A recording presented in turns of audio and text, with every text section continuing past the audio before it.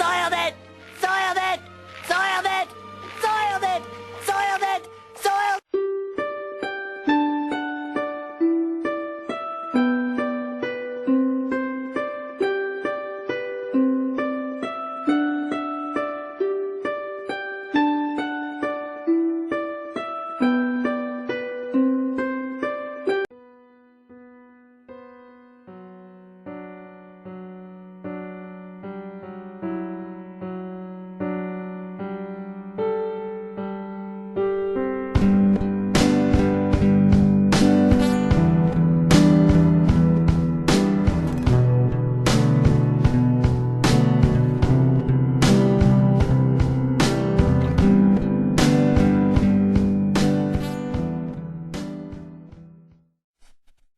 Federal law allows citizens to reproduce, distribute, or exhibit portions of copyrighted motion pictures, videotapes, or video discs under certain circumstances without authorization of the copyright holder.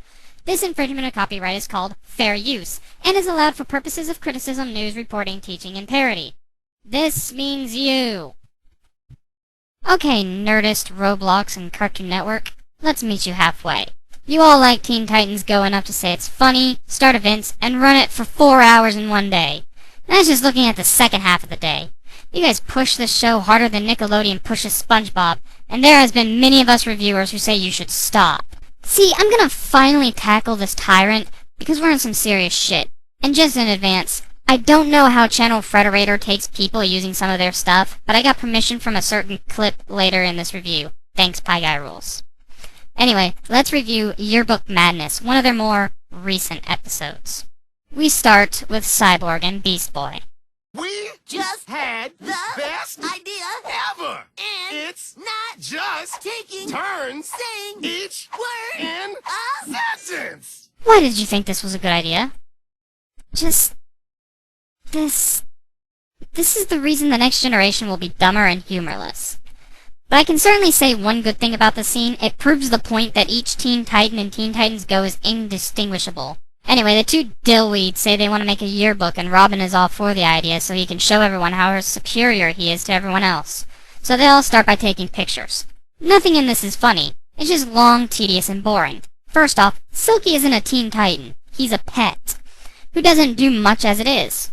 Starfire shouldn't look like that with what all Cyborg did, cartoon logic or no.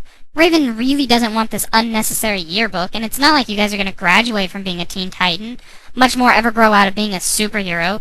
Yearbooks are so memories of people stay, and as Raven said, it's also a popularity contest. And finally, if you want to have a camera in your chest, why do you take a picture of both you and both your head and your body? It doesn't work for comedy, it's just unnecessary and stupid. We then move on to clubs, where Robin is called out for not being in any club, where Cyborg and Beast Boy give a surprisingly accurate description of the club. I can't say I'm not surprised by this, but with as many episodes as they make, they have to get something right eventually. And then they sing. Anyway, the idea of a club is rooted in. It's two or more people united by a common interest or goal. The Pancake Appreciation Society is by definition a club. Most of these other clubs, however, are just groups that are very exclusionary. Animals Club? Only Beast Boy and Silky could be a part of that. It's not something anyone can join by having that interest. Napper's Delight, on the other hand, could be, depending on what the idea of the club is. We then see Robin having a mental breakdown because his clubs didn't work out.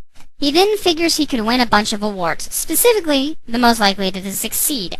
And what comes next can only be described as a Family Guy-style cutaway gag of Robin becoming a successful boots salesman. He still can't get the award, however, because he's already successful. And they point this out, which makes him go crazier when the yearbooks arrive and he finds out he tried too hard. So then he tries getting the most signatures by beating people up and forcing people into his yearbook.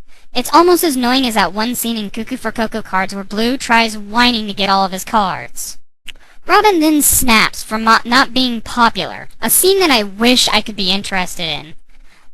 And he says he wants to be in the yearbook physically, so he tricks Raven into saying her words and teleports him back into the book. Not how Raven powers work, but okay. Look, in the end, I feel this is another Dreamland scenario. A show that only got popular by having brand recognition. It's really sad to see such an amazing show like Teen Titans get turned into something that I couldn't even see liking as a child. The characters are so replaceable, it's ludicrous. Seriously, replace Robin with Raven, Cyborg, or Starfire, and it just makes as much sense no matter who's in the shoes of the main focus. But I can't do my point in you justice, which is why I asked to use the following clip. Pie Guy Rules, take it away. Your show is incredibly stupid. All of the characters are indistinguishable and infantile. All of your plotlines feel like they were written by a 5th grader and the characters don't care about them, so the audience doesn't care about them. All of your jokes fall completely flat because everyone sees them coming and there is nothing to contrast them against.